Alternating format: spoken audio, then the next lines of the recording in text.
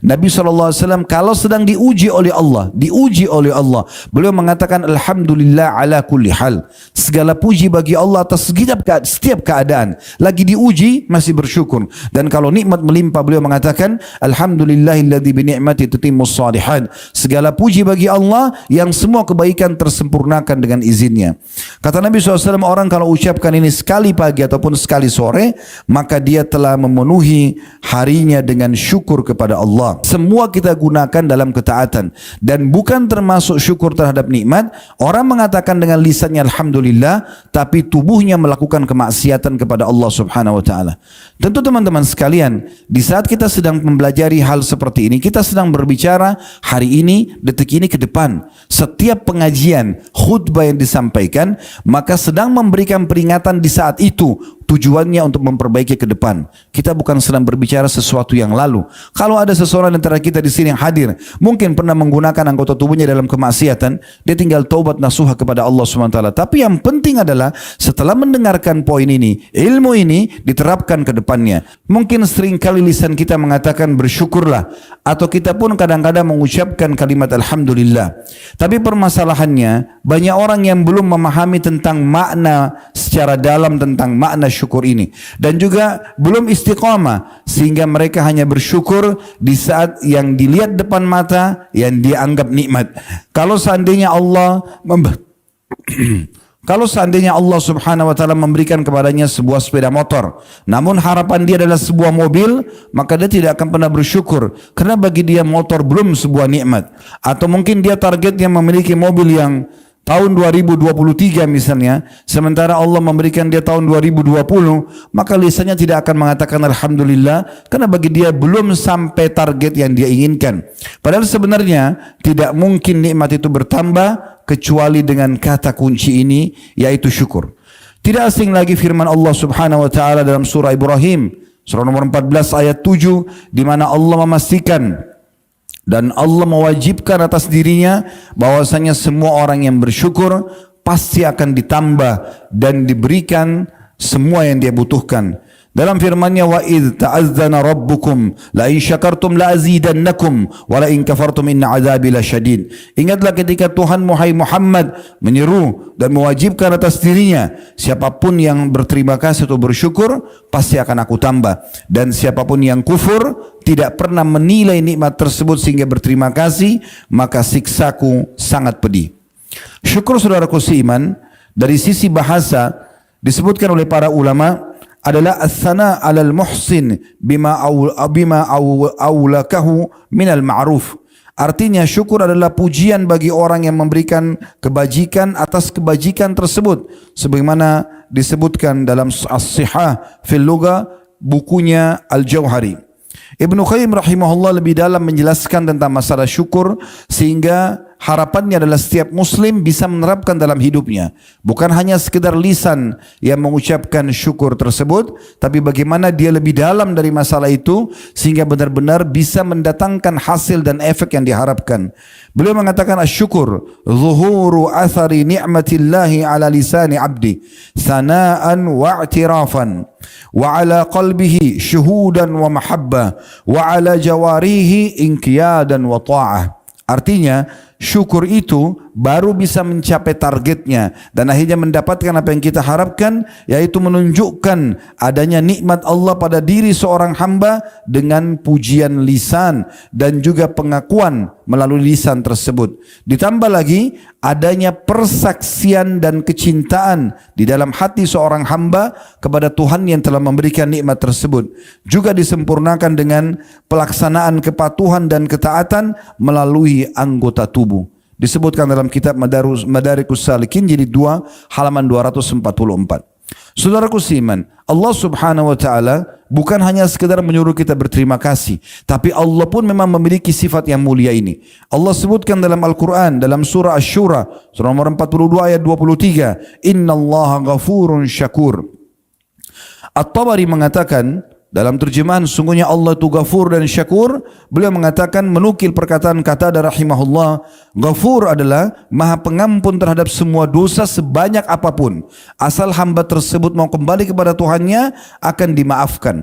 Begitu juga dengan Syakur adalah zat yang Maha membalas dengan berlipat ganda dengan hanya berterima kasih sedikit saja kepadanya.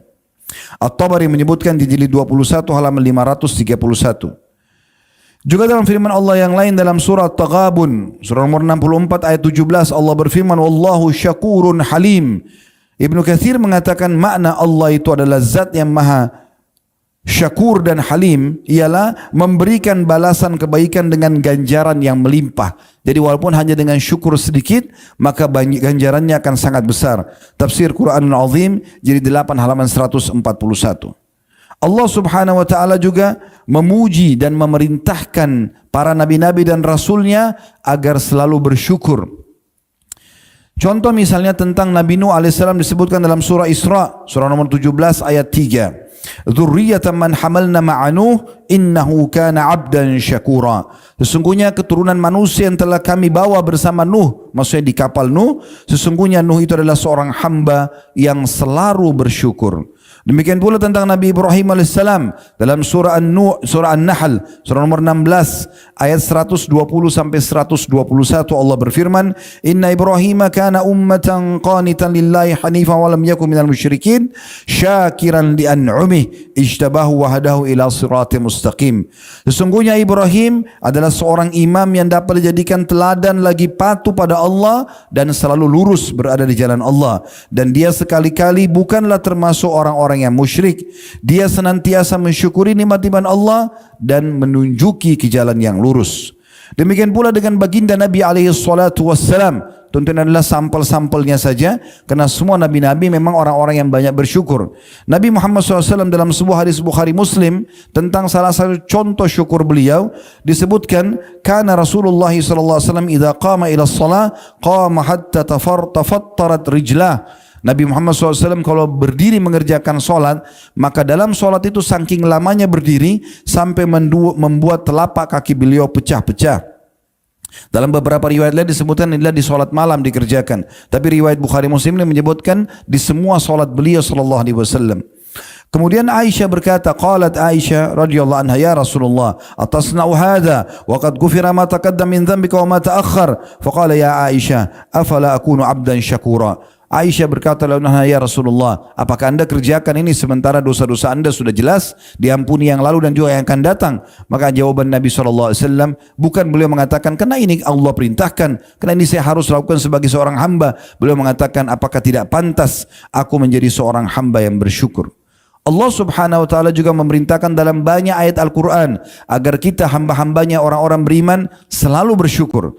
Dalam banyak firman-Nya diantaranya Allah sebutkan dalam surah Al-Baqarah surah nomor 2 ayat 172 yang berbunyi, Ya ayyuhalladzina amanu kulu min tayyibatim ma razaqnakum washkuru lillahi in kuntum iyyahu ta'budun. Hai sekalian orang-orang yang beriman, makanlah, nikmatilah nikmat yang telah kami berikan dari hal-hal yang baik sebagai rezeki untuk kalian, dan bersyukurlah kepada Allah kalau kalian menyembah kepadanya. Tugas kita saudaraku seiman menikmati dan berterima kasih saja. Kalau lapar, kita tinggal mencari makanan yang kita inginkan sesuai dengan kemampuan kita, nikmatin dengan lidah kita, menikmati gurihnya, manisnya, ya, asinnya dan seterusnya. Kemudian setelah itu kita bersyukur kepada Allah Subhanahu wa taala. Tidak lebih daripada itu. Makanan tersebut kalau sudah lewat ukuran sepertiga dari jari kita pun di tenggorokan, kita sudah tidak pernah punya andil dalam makanan tersebut. Semuanya sudah teratur rapi. Ibarat tubuh kita ini sebuah pabrik yang sangat besar, memiliki jutaan lift yang sudah akan membawa komponen-komponen makan tersebut yang dibutuhkan oleh tubuh sebagai nutrisi dan juga yang tidak dibutuhkan sebagai kotoran yang akan dibuang oleh manusia. Demikian pula dalam firman Allah subhanahu wa ta'ala yang sangat masyhur dalam surah Al-Baqarah surah nomor 2 ayat 152, fadhkuruni azkurkum washkuruli wala takfurun. Selalulah ingat kepadaku kata Allah, dan selalulah berterima kasih bersyukur kepadaku, dan jangan pernah kalian kufur. Makna kufur adalah memungkiri nikmat Allah subhanahu wa ta'ala atau mengecilkannya sehingga seakan-akan dia bukan sebuah nikmat. Banyak orang menganggap bahwasanya sakit itu adalah murni cobaan. Padahal sebagian ulama salaf memandangnya adalah sebuah nikmat yang besar karena dengan sakit dia bisa memahami makna kesehatan itu. Begitu juga dengan lapar. Dengan lapar kita bisa merasakan nikmatnya makanan tersebut. Kalau orang sudah kenyang, dihidangkan makanan seenak apapun, dia tidak akan merasakan kenikmatannya. Ternyata lapar bukan cuma sekedar murni sebuah cobaan, tapi juga langkah untuk bisa menikmati nikmat yang sedang ada sehingga kita bersyukur. Demikian juga dengan haus, demikian juga dengan capek. Semuanya itu adalah sebuah langkah-langkah dan upaya dari Allah Subhanahu wa taala agar hambanya bersyukur kepadanya. Demikian juga Allah Subhanahu wa taala menyebutkan dalam surah Az-Zumar, surah nomor 39 ayat 7, wa in tashkuru yardahu lakum. Kalau kalian berterima kasih maka dia akan ridha kepada kalian. Makna Allah ridha, Allah akan penuhi semua kebutuhan kalian. Allah akan maafkan kesalahan kalian. Allah akan berikan solusi dari masalah-masalah kalian. Allah juga menyebutkan dalam surah An-Nahl surah nomor 16 ayat 78, wallahu akhrajakum min butuni ummahatikum la ta'lamuna syai'a wa ja'ala lakumus sam'a wal absara wal afidata la'allakum tashkurun. Allah lah satu-satunya yang telah membuat kalian lahir keluar dari perut ibu kalian, sementara kalian tidak mengetahui apa-apa, dan dialah yang telah menjadikan untuk kalian pendengaran, penglihatan dan hati nurani agar kalian bersyukur. At-Tabari berkata rahimahullah dalam tafsir surah Al-Imran surah nomor 3 ayat 145 ayat selanjutnya, wasanajis syakirin, dan pasti kami akan berikan balasan yang melimpah bagi orang yang suka bersyukur. Beliau mengatakan maksudnya karena bersyukur Allah akan memberikan kebaikan yang dijanjikan di akhirat dan rezeki yang melimpah di dunia. Tafsir yang diambil dari At-Tabari jilid 7 halaman 263.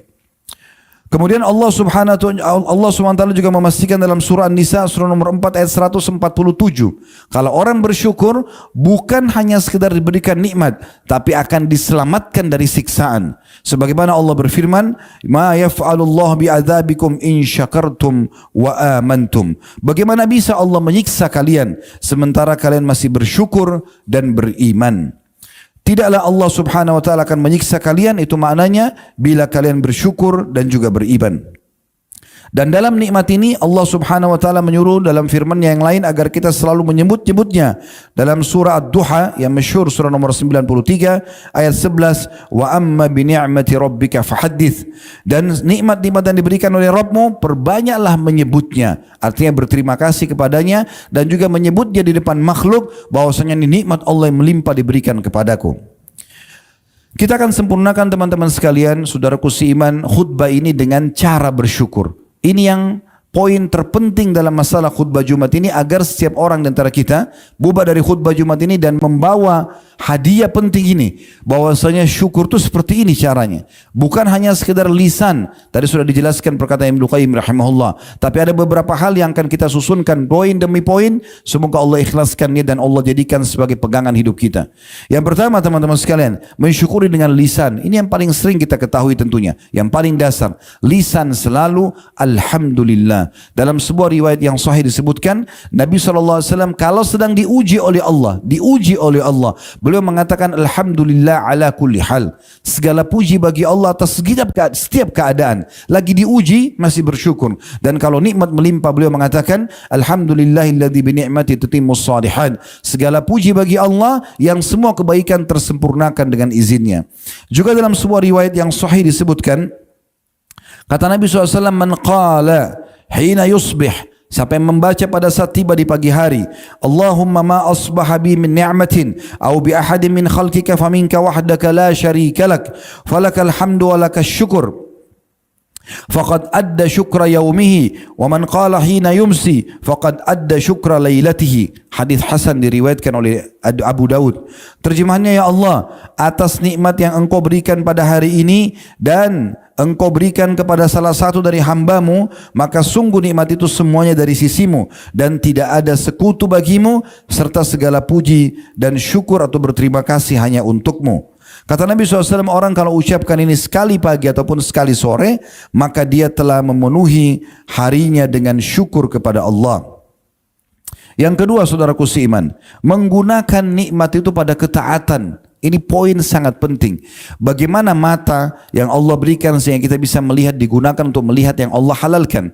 Telinga mendengar yang Allah halalkan. Lisan mengucapkan apa yang Allah bolehkan. Tangan menjama apa yang dibolehkan. Kemaluan juga menyentuh yang dibolehkan. Kaki melangkah kepada tempat yang dibolehkan. Semua kita gunakan dalam ketaatan. Dan bukan termasuk syukur terhadap nikmat. Orang mengatakan dengan lisannya Alhamdulillah, tapi tubuhnya melakukan kemaksiatan kepada Allah Subhanahu wa Ta'ala.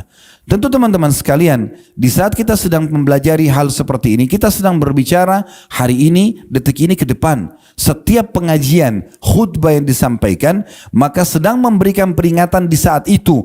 Tujuannya untuk memperbaiki ke depan. Kita bukan sedang berbicara sesuatu yang lalu. Kalau ada seseorang antara kita di sini yang hadir, mungkin pernah menggunakan anggota tubuhnya dalam kemaksiatan, dia tinggal taubat nasuha kepada Allah SWT. Tapi yang penting adalah setelah mendengarkan poin ini, ilmu ini diterapkan ke depannya, sehingga tidak lagi menggunakan anggota tubuhnya dalam kemaksiatan kepada Allah Subhanahu wa Ta'ala.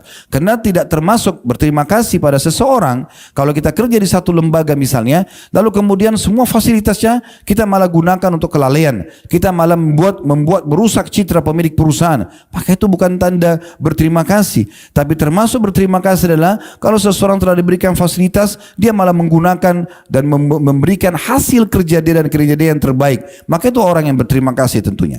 Yang ketiga, saudaraku seiman, memperbanyak sujud syukur. Mungkin yang jarang orang lakukan. Nabi SAW tidak pernah meninggalkan perbuatan ini. Semua disebutkan dalam hadis Abu Daud dengan sanad hasan an Abi Bakar radhiyallahu anhu, dari Abi Bakar radhiyallahu anhu qal, beliau berkata karena Rasulullah sallallahu alaihi wasallam idza ja'ahu amrun busyira bihi kharra sajidan syakiran lillah, bahwasanya Nabi sallallahu alaihi wasallam setiap kali datang kepadanya berita menggembirakan, maka beliau langsung selalu sujud kepada Allah sebagai tanda syukur kepadanya. Dan ulama menjelaskan syukur ini walaupun seseorang itu tidak dalam kondisi berwudu, maka dibolehkan tentunya dia melakukan sujud syukur. Yang keempat, memiliki sifat qanaah. Qanaah berarti merasa cukup dan membesarkan nikmat yang sedang ada. Walaupun hanya sepiring nasi dengan sepotong tempe misalnya, besarkan nikmat itu. Pikirkan dan bayangkan berapa banyak orang di luar sana untuk mendapatkan porsi yang sama tidak bisa. Nabi SAW mengingatkan dalam sebuah hadis yang sahih, kata beliau, kalau Allah sedang memberikan nikmat, lihatlah orang yang di bawah kalian, maka itu akan lebih memudahkan kalian bersyukur. Bukan kita melihat orang yang menggunakan atau memiliki makanan yang lebih lengkap porsinya misalnya dengan lauk pauknya, tapi kita coba besarkan nikmat yang sedang ada. Sebagian orang subhanallah mungkin hanya mengunyah kerupuk saja, tapi kita kalau melihatnya kita ingin makan bersama dia, karena dia begitu menikmati apa yang sedang Allah berikan kepada dia. Sebagian orang mungkin cuma tergeletak tidur di lantai, tapi karena dia menerima dan merasa itu sebuah kepuasan, maka dia pulas tidurnya. Berapa banyak orang yang tidur di ranjang yang mewah, tapi dia tidak pernah puas dan gelisah karena tidak pernah menganggap itu sebuah nikmat. Maka butuh qanaah, butuh merasa puas dengan apa yang Allah berikan, dan dengan itu berarti masuk dalam poin bersyukur kepada Allah Subhanahu wa Ta'ala. Kata Nabi SAW dalam sebuah hadis riwayat Ibnu Majah dengan sanad sahih, kun wari'an takun a'badan nas wa kun qani'an takun ashkaran nas. Artinya jadilah hamba yang menjaga hubungan baik dengan Allah, maka engkau akan menjadi hamba yang paling berbakti, dan jadilah hamba yang paling puas, yang selalu membesarkan nikmat tersebut, merasa puas dengan nikmat walaupun kecil, maka engkau akan menjadi hamba yang paling bersyukur. Yang kelima, selalu berbagi dan memikirkan keadaan orang lain, serta berterima kasih kepada manusia yang telah berbuat baik walaupun kecil di mata kita. Disebutkan dalam sebuah hadis, kata Nabi SAW riwayat Abu Daud hadis sahih, man sana'a ilaikum ma'rufan fakafi'uh fa in lam tajidu ma tukafi'uhu fad'u lahu hatta taraw annakum qad kafa'tumuh. Artinya, siapapun yang telah berbuat baik pada kalian, maka balaslah yang setimpal. Kalau kalian tidak dapatkan yang setimpal, maka berdoalah kebaikan untuk orang tersebut sampai kalian merasa dengan doa itu, karena seringnya diulangi, bukan sekali saja, seakan-akan kalian sudah membalasnya. Dalam riwayat yang lain, riwayat Tirmidzi dengan sanad hasan, kata Nabi SAW, man suni'a ilaihi ma'rufa, siapa yang telah tiba padanya perbuatan baik orang lain, Faqala li fa'ilihi, lalu dia mengucapkan kepada orang yang telah berbuat baik kepadanya, jazakallahu khairan, semoga Allah membalas anda dengan kebaikan. Perhatikan ada kata khairannya, semoga Allah balas anda dengan kebaikan. Jazakallah, semoga Allah balas, khairan, kebaikan. Seringkali telinga saya mendengarkan sebagian ikhwan mengatakan jazakallah, jazakallah, tidak ada khairannya. Sunnah Nabi SAW mengucapkan, dan khair adalah doanya. Siapa yang mengucapkan kepada pemberi kebaikan tersebut, jazakallahu khairan, semoga Allah membalas anda dengan kebaikan, faqad ablaga fis sana, sungguh dia telah memberikan pujian yang sangat luar biasa. Juga Nabi SAW memastikan orang yang tidak berterima kasih pada manusia tidak membalas kebaikan orang lain, dimulai dari orang yang paling berjasa dalam hidup kita, yaitu kedua orang tua kita, kemudian siapapun dari kerabat-kerabat, orang-orang terdekat kita yang sudah memiliki jasa yang baik kepada kita, kemudian selanjutnya kepada orang-orang yang jauh pun, yang kita tidak kenal, mungkin hanya sekedar memberikan seteguk air misalnya pada saat kita sedang dahaga, memberikan kita kesempatan untuk duduk di sebuah tempat padahal dia sedang duduki misalnya, ataupun dia perlu, maka orang yang tidak berterima kasih dan menilai itu berarti belum berterima kasih pada Allah Subhanahu wa taala. Sabda Nabi SAW dalam hadis riwayat Tirmidzi dengan sanad hasan sahih, "Man la yashkurun nas la yashkurullah." Siapa yang tidak bisa berterima kasih pada manusia, menilai kebaikan mereka, maka tentu saja dia belum berterima kasih kepada Allah. Oleh karena itu Ali radhiyallahu anhu mengatakan, saya akan siap menghamba, mengabdi pada seseorang yang mengajarkan kepadaku satu buah huruf. Apalagi kalau guru kita yang sudah mengajarkan kepada kita banyak sekali ilmu. Begitu juga Umar bin Khattab radhiyallahu anhu mengatakan, saya akan terus berterima kasih seumur hidup saya pada seseorang yang mengingatkan tentang satu kekurangan saya. Kalau ada orang yang menasihati kita, saudaraku, akhi, itu salah, itu kurang, itu harus begini, maka itu harus kita kenang seumur hidup kita sebagai rasa syukur kepada Allah Subhanahu wa taala. Ibnu Qayyim rahimahullah mengatakan, rukun syukur ada 3, mengakui nikmat itu berasal dari Allah, kemudian memuji Allah dan juga memuji Allah atas nikmat tersebut dan memanfaatkannya di atas ketaatan kepada Allah Subhanahu wa taala. Dalam hal menyebut dan menilai syukur yang atau nikmat yang kecil ini sehingga akhirnya kita menganggapnya sebagai sebuah besar, itu dalilnya adalah hadis riwayat Ahmad dan dihasankan oleh Syekh Albani, kata Nabi SAW, man la yashkurul qalil man lam yashkurul qalil lam yashkurul katsir. Siapa yang tidak coba berusaha berterima kasih dan bersyukur terhadap hal yang kecil, baik itu sama manusia berterima kasih padanya atau kepada nikmat Allah yang mungkin kecil di mata dia, maka pastikan dia tidak akan pernah berterima kasih pada hal yang besar. Ibnu Hazm rahimahullah juga mengingatkan sebuah statement penting berhubungan dengan masalah ini. Beliau mengatakan, kullu nikmatin la tuqarribu minallahi azza wa jal fahuwa baliyah atau musibah. Semua nikmat yang tidak bisa membawa seorang hamba lebih dekat kepada Allah, maka pastikan itu adalah sebuah musibah. Diambil dari Hilyatul Auliya jadi 1 halaman 497. Makna daripada perkataan Ibnu Hazm rahimahullah adalah menguatkan apa yang sudah kita jelaskan tadi, kalau seorang hamba harusnya menggunakan nikmat tersebut di dalam ketaatan kepada Allah Subhanahu wa taala. Kemudian juga Al-Baihaqi meriwayatkan sebuah riwayat yang menarik untuk ditambahkan di sini sebagai penutup adalah sabda Nabi SAW, la yarzuqullahu abdan la yarzuqullahu abdan syukra fayuhrimuhu az-ziyadah. Atau artinya, itu kurang lebih artinya, Allah tidak akan mungkin memberikan kesempatan seorang hamba berterima kasih sementara Allah mengharamkannya dari tambahan. Artinya dipastikan akan ada tambahan. Al-Hasan Basri rahimahullah berkata, sungguhnya Allah memberi nikmat kepada siapa saja yang dia kehendaki. Jika seseorang tidak mensyukurinya, maka akan berbalik menjadi siksa. Bahkan Nabi SAW mengatakan dalam sebuah hadis yang sahih, kalau engkau melihat nikmat Allah melimpah pada seorang hamba yang melakukan kemaksiatan, ketahuilah itu adalah salah satu tahapan siksaan. Dan hati-hati teman-teman sekalian, dari banyaknya rezeki yang tertahan dari Allah Subhanahu wa taala tidak diberikan kepada seorang hamba justru karena dosa yang dia lakukan. Oleh karena itu jangan pernah gunakan nikmat dalam kemaksiatan kepada Allah. Sebagaimana hadis riwayat Ibnu Majah, kata Nabi SAW, wa inna rajula la yahrumur rizqa bidzambi yusibu. Sesungguhnya seseorang bisa saja terharamkan dari rezeki yang harusnya dia dapatkan karena dosa yang dia lakukan. Aqulu qauli hadza, saya sudah mengucapkan perkataan ini, wa astaghfirullah li wa lakum, dan saya beristighfar kepada Allah dan ngajak jamaah istighfar kepada Allah. Fastaghfiruhu innahu wal ghafurur rahim. Beristighfar kepada karena dia Maha Pengampun juga Maha Pengasih. Alhamdulillah, wassalatu wassalamu ala rasulillah. Segala puji dan puja kehadirat Allah subhanahu wa ta'ala, juga salawat dan taslim kepada Nabi besar Muhammad sallallahu alaihi wa ala alihi wa sahbihi wasallam. Hari Jumat adalah hari yang mulia, di mana Allah subhanahu wa ta'ala menjadikannya sebagai hari pilihan bagi umat Islam. Sebagaimana Nabi sallallahu alaihi wasallam mengatakan, sesungguhnya kita atau kami diberikan petunjuk dengan hari Jumat tersebut, dan Allah menutupinya dari kaum Yahudi dan kaum Nasrani. Hari ini adalah hari raya, dan bagaimana Allah subhanahu wa ta'ala juga menghususkan waktu mustajab di hari Jumat ini. Di antaranya adalah pada saat khatib sedang duduk dan sampai selesainya khutbah kedua, atau sampai selesainya khutbah, dan juga selepas asar sampai terbenam matahari. Oleh karena itu jangan sia-siakan waktu ini untuk berdoa kepada Allah subhanahu wa ta'ala. Semoga Allah ijabah. Alhamdulillahirabbil alamin. Kami memuji-Mu ya Allah, Tuhan alam semesta, sebagaimana layak Kau dipuji sebagai pencipta, dan kami memuji-Mu sampai Kau menerima puji-pujian kami ini sebagai tambahan amal soleh kami. Serta juga kami mengucapkan salam hormat kami kepada utusan-Mu Nabi Muhammad sallallahu alaihi wasallam, di mana Engkau telah perintahkan kepada kami untuk mengucapkannya. Ya Allah, kami tidak berkumpul di salah satu tempat yang mulia ini, salah satu rumah-Mu ya Allah, kecuali karena kami ingin menjalankan yang telah Engkau wajibkan kepada kami, yaitu salat Jumat dan mendengarkan khutbah tentunya.